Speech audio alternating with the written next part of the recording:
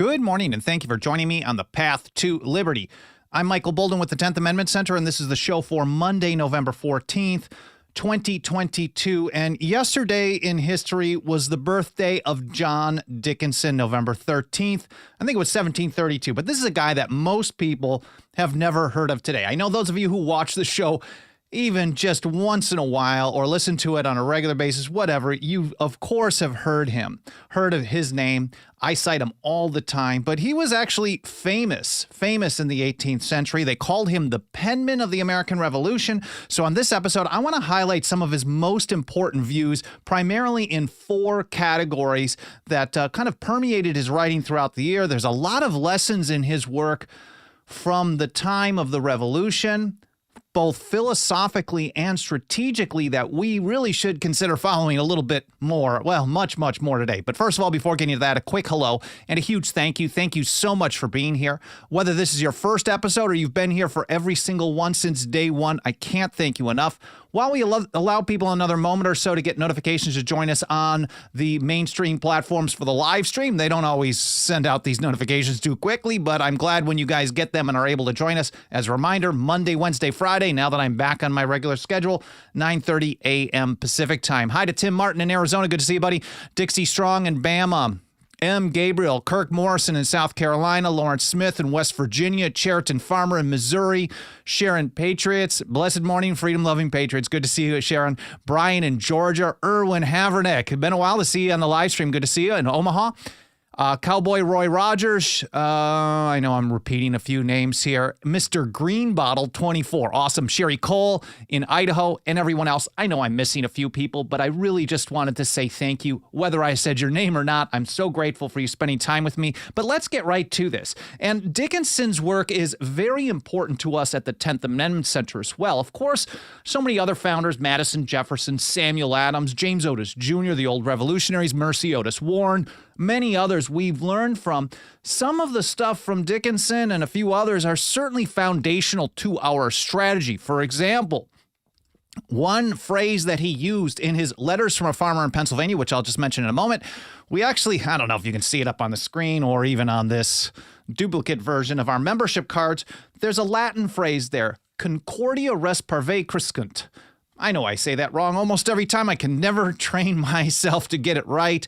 A Latin phrase, it means small things grow great by concord. He was urging the people in response to the hated Townsend Acts of 1767 to take even the smallest step, any step forward. And of course, it's the old saying, the journey of 1,000 miles begins with a single step. And he said, if you take a step towards liberty, you have a chance to basically plant the flag and draw other people to it, and you can build upon that. And of course, he was right, because small things did grow great by concord from 1767 when he urged the people to do that through, well, 1783 or so. And I did an episode covering just this phrase a few years ago now, over 3 years ago now, that I haven't listened to again in quite some time. I try not to listen to myself too much because I talk a lot. But Winning for Liberty, the story of small things grow great by concord. I hope you will check that out. I should mention that all the reference links, the stuff that I'm talking about in this episode, plus a bunch of other platforms. Not only are we on the platform you are watching or listening on right now, we're on a ton of them. And the reason we do that is for twofold. One, we want to be where you are. So if you use a platform and that's the most comfortable for you and that's what you prefer, we want to try to be there. So if we're missing on something, let us know either in the comments or team@10thamendmentcenter.com. But then also, we got to look at this as a backup. You never know who's going to kick you off and when that's going to happen. So if you notice that, well, we haven't been around for a while, you might want to check some other platforms. You can find all this stuff over at our show homepage, 10thamendmentcenter.com/path to liberty. Anyways, this phrase, this Latin phrase that means small things grow great by concord, it was the closing statement in the last of his 12 letters from a farmer in Pennsylvania, which I mentioned was in response to the Townsend Acts. And these were the most widely read documents on American liberty up until publication of Thomas Paine's Common Sense in 1776. So Dickinson was famous. They knew his name. They knew he was the guy who was writing it. He had done some work in response to the Stamp Act and other things prior, but this really brought him a lot of attention.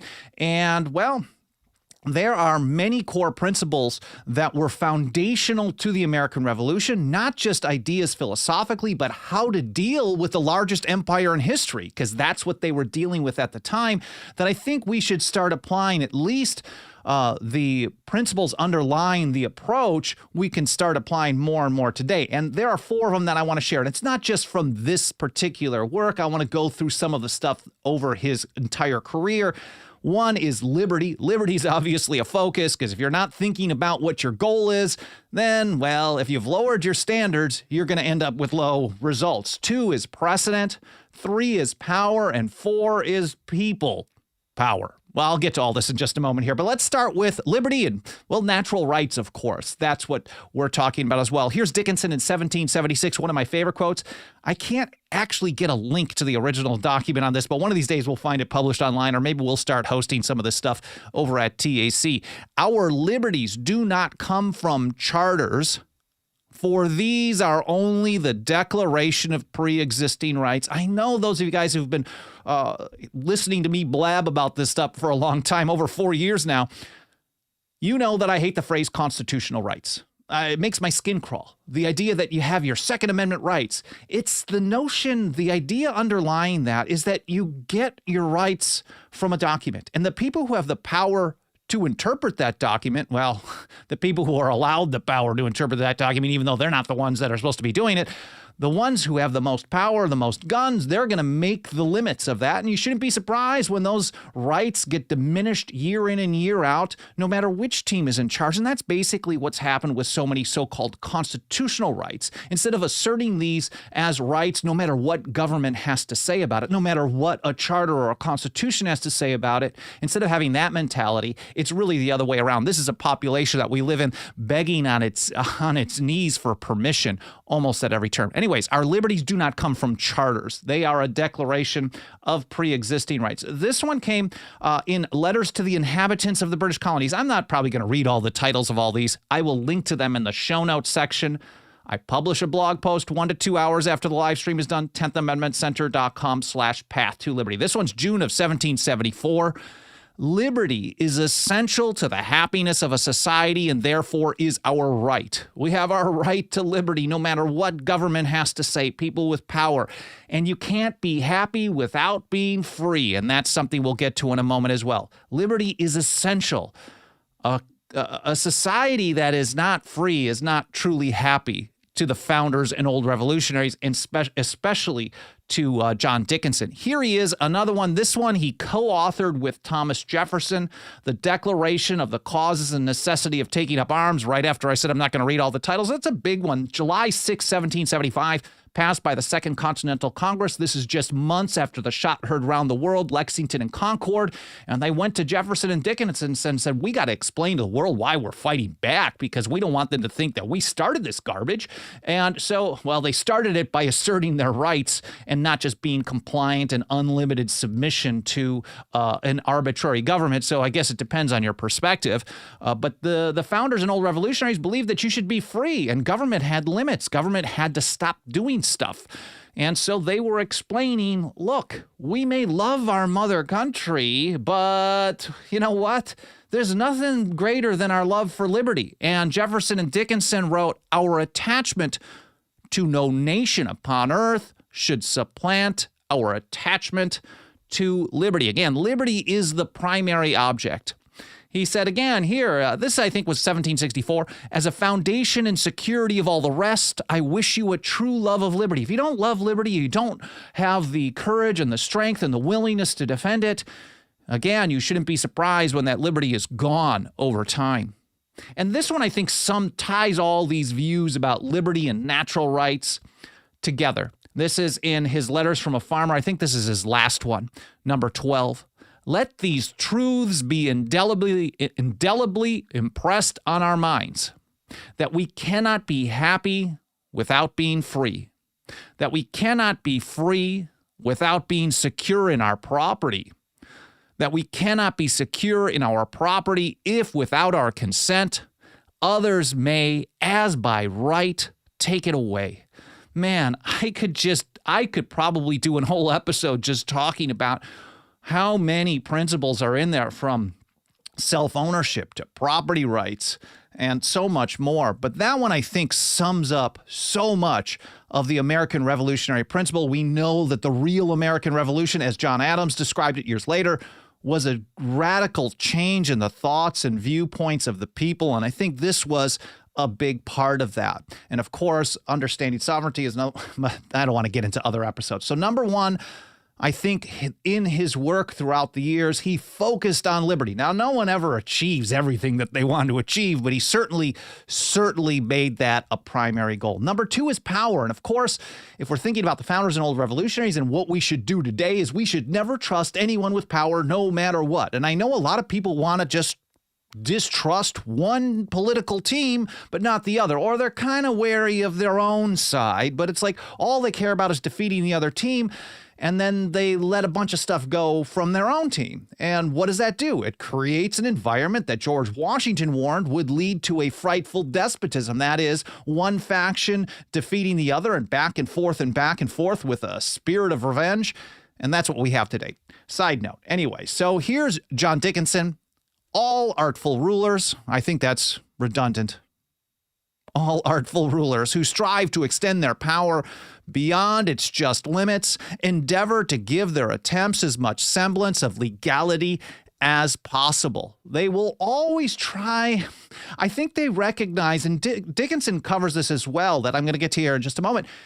They recognize that the people, even if they don't understand the Constitution, they don't understand liberty, or maybe they're afraid of it, they still try to sell them on it. And we see this all the time today. When have you ever heard of some politician saying, you know,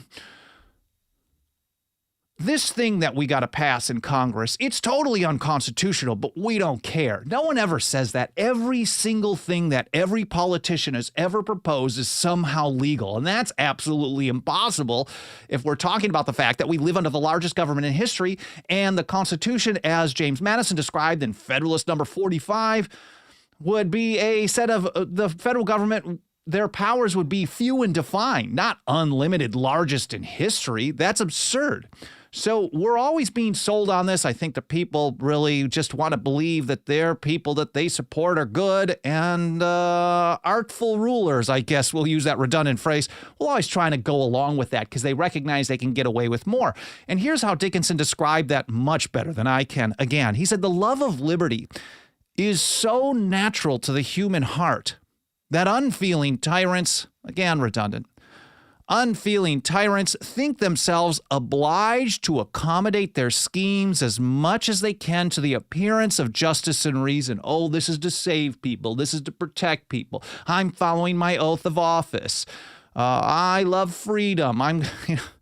It's nonsense. So they always seem to be obliged to sell the public that they're doing the right thing, they're following the rules. And he says, and to deceive those whom they resolve to destroy or oppress by presenting to them a miserable picture of freedom when the inestimable original is lost. Think about so many times when we hear about regulations today. Those are always sold as a way to protect us. Think about the Patriot Act. We were told that you were patriotic for supporting probably one of the greatest, if not the greatest, warrantless, illegal, unconstitutional surveillance schemes in history. We still have it today. We're told that the Affordable Care Act was to make health care affordable and to save people's lives. So many things that they tell us is always a lie, but that's what politicians do. And they've done this with foreign policy and domestic policy forever. And Dickinson recognized that as well. He said the money said to be taken from us for our defense may be employed to our injury. And Dickinson was very much a moderate in his approach. Some of the things that he had to say certainly sound radical to us today, but at the time, he was definitely a middle-of-the-road kind of guy. He didn't even sign the Declaration of Independence because he thought he abstained. He didn't vote no. He abstained from it because he didn't think the time was right. He wanted to see foreign alliances. He warned that they might lose if they rushed things. They ran into a lot of trouble, of course, in the coming months. But he was always kind of middle of the road. So he's saying, the money said to be taken from us for our defense may be employed to our injury. My version of that is the money said to be taken from us for our defense is almost always employed to our injury, if not always. And we know that government loves it. The people with power love it. The supporters of the monster state absolutely are motivated to keep people fighting amongst themselves while they keep ripping us off and expanding their power and destroying lives. And that's what Dickinson had to say too. To divide and thus to destroy is the first political maxim in attacking those who are powerful by their union. Those of you who follow libertarian Twitter, for example, I do for some sick pleasure here and there, like watching a reality drama. People who agree on 92% of stuff, or 80, I would take 20% at this point. People who agree on a vast majority of issues spend almost their entire time fighting each other rather than the bad guys. And that's, I think, a big, big mistake. Anyway, so number 2 is power and the dangers of trusting people with power. People are always going to screw up and do bad things. And people who are drawn to be in positions of power, we should actually add, especially in a time when there is so much power, are generally the bad guys. So people who are running for office are normally not good people. So here's number 3, a warning about precedent. And we go back to his great pamphlet, his broadside against the Stamp Act in late 1765. You've got a couple of things in here that I think is really important. He said, if you comply with the act by using stamped papers, you fix, you rivet perpetual chains upon your unhappy country. So he wasn't saying, this is bad, we got to get rid of it. Let's just follow the law. Now, this is where here even the moderate is basically saying, don't even follow the law. He's not saying wait for repeal, let's go through the process. He says if you wait for it, you personally are establishing the precedent that the government wants, which is they don't have any reason to repeal something if people comply. So if you comply with the act, you're riveting the chains around your unhappy country. You unnecessarily, voluntarily establish the detestable precedent. And we should start looking at every government act, law, order, rule, and regulation as potentially, in fact, if let's say 90% of the stuff they do is not authorized by the Constitution, you could just blanket, let's say 50%, 60, whatever the number may be, it's a big bunch of it. And if you just blindly said everything that they do is establishing a detestable precedent to do more damage to the Constitution and liberty, you'd be doing much better than waiting to get it repealed. Because it never gets repealed, really. He says, you unnecessarily, voluntarily establish the detestable precedent which those who have forged your fetters ardently wish for, to varnish the future exercise of this new claimed authority. In other words, to establish a new baseline to expand upon this. And in fact, he had the same kind of argument. So that was 1764. Of course, we know there was a great deal of resistance to the Stamp Act. They ended up repealing it. I mean, there was a backhanded repeal with the enacting of the Enabling Act or the Declaratory Act of 1766, where they claimed the power in all cases whatsoever. But there was an opposition to the Stamp Act. It was so invasive. And he didn't see the same level of opposition to the Townshend Acts. And he covers that in his papers, in his letters from a farmer in Pennsylvania in 1767. So just 2 years later, very similar process. And here he is warning in letter number 7 that even though some people were saying, oh, but this isn't as invasive, this tax isn't all that much, he's still warning about the danger of precedent, because it doesn't matter how small the attack is on your Constitution, on your liberty, they're always going to use it for more. And here's how Dickinson put it. Some persons may think this act of no consequence because the duties are so small. A fatal error. Man, I should have really been hammering on this at the time in 2018 when the bump stock ban came in. And we were totally opposed to it. We're opposed to it today. It's totally unconstitutional. It was done by a so-called Second Amendment president who was garbage on the Second Amendment because he would go along with that kind of thing and enforce federal measures that shouldn't exist. And what we got was so much pushback because so many people in that realm of things are so dedicated to a man rather than to liberty. And they don't care about the precedent because it's small. I don't care about bump stocks, I've heard over and over and over, because they're a kiddie toy. They're stupid. No serious gun rights enthusiasts use a bump stock. So who cares if he bans that? I'm not going to go against the Second Amendment guy because of this. But as Dickinson warned us, this is a fatal error. And he's absolutely correct, because the next guy, of course, tries to use the same process and again and again and again.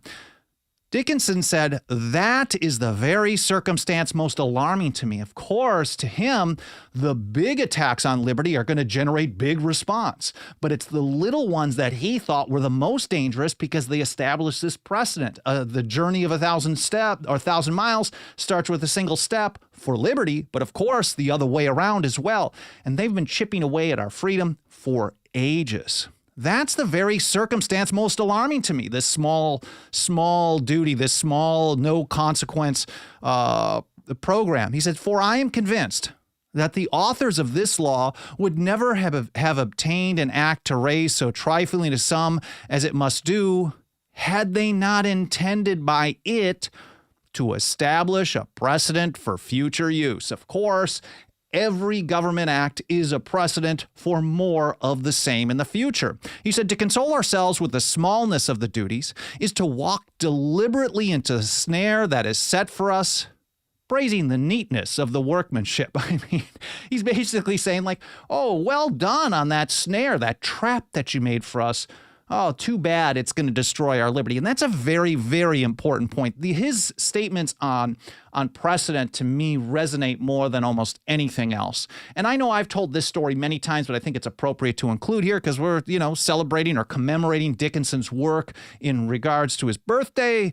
And in this is letter 9, the closing of letter 9, he tells another story about precedent, that he goes through history. Of course, the founders and old revolutionaries were students of history, and Dickinson really was a good student of history. And he tells this story. Spain was once free. Their Cortes resembled our parliament. No money could be raised on the subject without their consent. And of course, if you tie that in with the notion of being free, and you can't be free without being secure in their property, and they can't take your property without your consent. These are all the definitions of liberty and freedom to Dickinson and to the American Revolution. He's highlighting the fact that in Spain at one point, they had a parliamentary system where they couldn't raise a dime without the consent of the representatives. Now, for those of you who are very much into individual liberty, you'll say, well, that's still a problem, but that's a different discussion. So he's saying, he goes on, he says, one of their kings, having received a grant from them to maintain a war against the Moors, decided that if the sum which they had given should not be sufficient, he might be allowed for that emergency only to have more money without assembling the Cortes. And how many times do we hear this today? Oh, emergency powers. I mean, I've read through the Constitution. I've read through the Articles of Confederation. I've read through all kinds of stuff. I've never seen, well, these restrictions on government power are subject to government determining that there's an emergency and they don't have to follow it anymore. But we hear this on war powers, on domestic powers, on health emergency, whatever it may be. And the more that the people go along with allowing these things, like the Patriot Act, for example, or the progressive income tax was going to be a temporary wartime emergency measure, the more that the people allow these emergencies, the more that we're going to hear that everything is an emergency and they have to take action. Everything is always an emergency. We live in an emergency state almost constantly. And then, of course, government gets to be, well, arbitrary power, which is the very definition of a tyranny. So he's saying here, look, this was a time Spain had restrictions. And then the king, because of war, and war is, of course, always the great enemy of liberty, he wanted additional power just to protect people just this one time only. And of course, what happened? It had great opposition. He said the request was violently opposed by the best and wisest in the assembly. It was, however, complied with by the votes of a majority. Man, the majority idea, 2 versus 1, is really not a way to protect your freedom. He said, and this single concession, again, was a precedent for other concessions of the like kinds, until at last the crown obtained a general power for raising money in cases of necessity. Oh, well, we need a little extra loot. We don't need to follow this rule because we have the precedent that we've been able to do it in other situations, and they keep expanding on it. And he said from that period, the Cortes ceased to be useful and the people ceased to be free. They didn't lose their freedom when government used that power to attack them directly. They lost their freedom at the moment they gave that one tiny precedent. And if you think about that in the American system, that means freedom has been gone here in this country since at least 1791, but I have other episodes on that. And he wrapped that one up with a Latin phrase that I can't read, but I will read the English translation, which is oppose a disease at its beginning. Oppose a disease at its beginning, because, of course, slavery, he said, is ever preceded by sleep. And that brings me to the last one, and it ultimately gets down to the people. For Dickinson, it's really up to the people to defend their own liberty. So let's go back to that broadside against the Stamp Act. He said, if you comply with the act, you rivet perpetual chains upon your unhappy country. So government, if it gets down to compliance, it's not like government's backing off. Dickinson recognizes that government is going to try to enforce the Stamp Act, but if enough people refuse to comply, you can bring it down. So ultimately, it's up to the people to defend their own liberty and to not participate with unconstitutional acts, whether the government agrees with them or not. And that's really what it goes down to. And he said, the Stamp Act, therefore, is to be regarded only as an experiment of your disposition. And we should treat every federal act, law, order, rule, or regulation that goes beyond the Constitution, which is most of them, as an experiment of our disposition. And maybe it has been all along, and the disposition of the people of the United States is not the land of the free and the home of the brave. It's the land of the subservient, those begging for handouts, unfortunately. So the Stamp Act is to be regarded only as an experiment of your disposition. If you quietly bend your necks to that yoke, you prove yourselves ready to receive any bondage to which your lords and masters shall please to subject you. And that is Dickinson being the moderate. That is very, very radical for today. You can't just quietly bend your necks to the yoke. And of course, I just have an image up here again, that phrase, oppose a disease at its beginning. For Dickinson, he said, if you're going to be a free people aren't those who happen to live under a government who happens to be doing the right thing and respecting them. That's basically luck. You just happen to have a situation where government is not using its power against you. He said instead, a free people are those who live in a scenario where government is so controlled and checked that as soon as it tries to get out of bounds, it can't. And so he said this, a free people can never be too quick in observing, nor too firm in opposing the beginnings of alteration. In other words, changes in the constitutional structure by fiat. You can never be too free, too quick to observe or too firm in opposing attacks on the Constitution and liberty. Now, a lot of people today think that what that means in practice is one of two things, and both of them are really the same error. And that's one, just show people in power the Constitution. Say, hey, look, here's the Constitution. You got to be following it. It says you're not allowed to do that thing that you've been doing that you tell us is okay to do, so stop doing it, like waving a red flag in front of a bowl or something like that. Or on the other hand, that the Constitution has been a failure and it failed to stop people from in power from doing the stuff that they weren't supposed to do in the first place. And they're both based on the same, I guess we can call it a fatal error. Here's how Dickinson put it. A good Constitution promotes, but not always produces a good administration. The better the Constitution, the more difficult it is for government to make obvious violations of it. And then the people are alarmed about that. But when you have these terms, and Jefferson actually warned about this during his review of Benjamin Franklin's proposal for the Articles of Confederation. I'm surprised he didn't really talk about it in the proposed Constitution for the United States. It never came up in what I was looking at in his writings, but maybe someplace. But he didn't like, and he specifically said, I don't think we should have ambiguous terms like general welfare. The more broadly that a term can be read, you shouldn't be surprised because, as Dickinson put it, all artful rulers will try to give their acts as much legality as possible, even when it's not. They don't care. That's what they try to do. They just are counting on the people to be ignorant of what the rules say. So ultimately, for Dickinson, keeping the government within the bounds of the Constitution is not about getting the right people in power.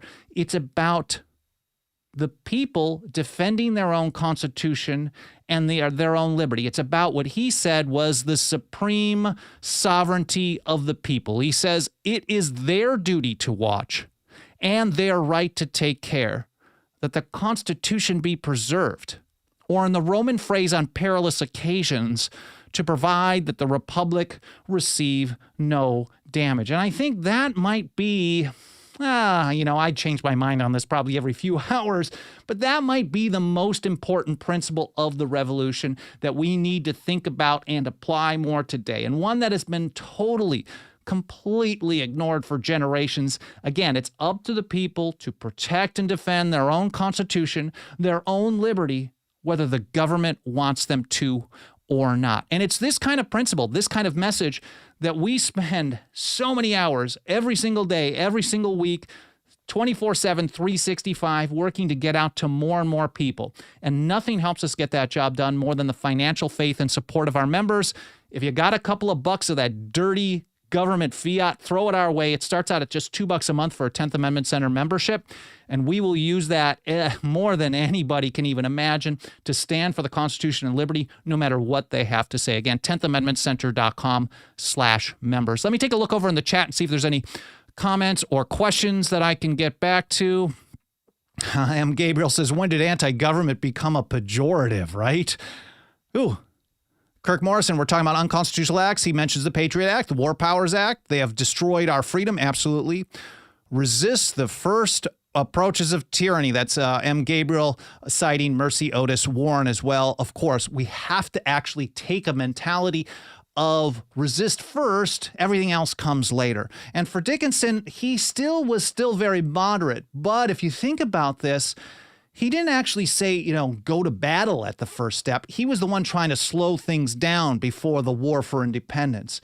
But he did recognize that a refusal to comply was an important part of this and something that should be employed quite a bit, especially if you look at what he was saying about how to deal with the Stamp Act. It wasn't, hey, let's beg our ministers to get rid of this. Let's beg Parliament. Let's only send resolutions. He recognized in his response to the Townsend Act 2 years later that, maybe the opposition, the resistance needs to start with a non-binding resolution opposing something, and that's what can generate a situation where small things grow great by concord. We cannot comply with this.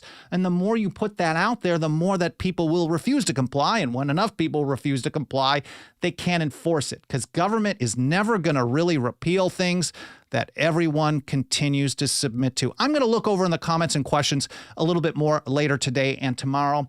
Leaving those comments, especially in the archive or reviews on Apple Podcasts, smashing the like button, all that stuff will trigger algorithms of the mainstream platforms and tell them to show us to more people. It really helps out a great deal. Don't forget that membership program, 10thamendmentcenter.com/members, and I will get a blog post published for this episode. I don't know, maybe like 2 hours or so, like noon Pacific time or so today. And that's where I'll include all the links that I'm mentioning this, so you can read and learn more in context on your own time. Again, I appreciate you spending some time with me today. I hope you enjoyed the episode. I hope your week is off to a great start. I hope you had an awesome weekend. And I'll see you next time here on the Path to Liberty.